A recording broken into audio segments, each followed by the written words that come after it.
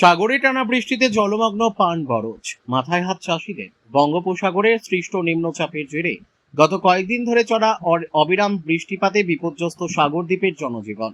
এর জেরে সবচেয়ে বেশি ক্ষতির মুখে পড়েছেন এলাকার পান চাষিরা।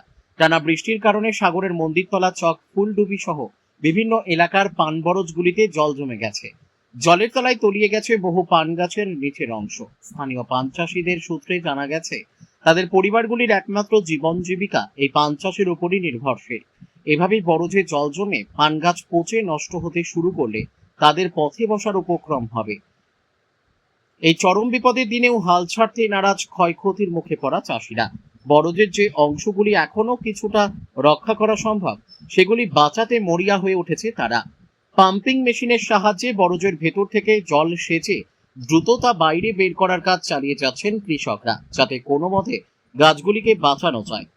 দক্ষিণ 24 পরগনা সাগর থেকে রবীন্দ্রনাথ পড়ুয়ার রিপোর্ট, বিগ নিউজ বাংলা। এই কদিন ডুবেছিল, তারপরে মোটর বুসকে পাওয়া হয়েছে, প্রচণ্ড ক্ষতিগ্রস্ত হয়েছে, গাছ তো খুব পচে যাচ্ছে।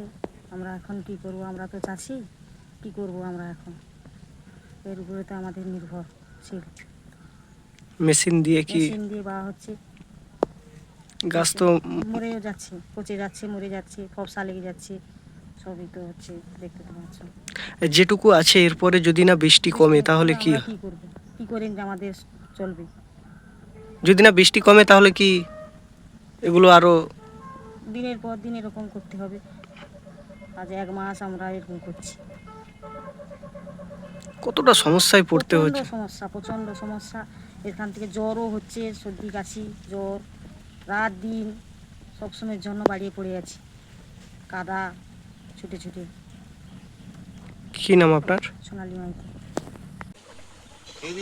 কয়েকদিন বৃষ্টি, আমরা চাষিরা পানের ওপর নির্ভর। কয়েকদিনে দেখতে পাচ্ছ আমাদের পান গাছ সব ঝামিয়ে পড়েছে, পান চাষিরা পান পাচ্ছে না, তাই ভাটি জলে ডুবে আছে। আর কি করছেন এখন? এই ডুবে আছে, মেশিন দুটো বসানো আছে, এনি টাইম কন্টিনিউ জল বাওয়া হচ্ছে। গাছ তো মরতে শুরু করেছে দেখা যাচ্ছে। তার জন্য ওষুধ ব্যবহার করা হচ্ছে, কি করা যায় দেখা যায়। কি নাম আপনার? আমার নাম সচিন পাল।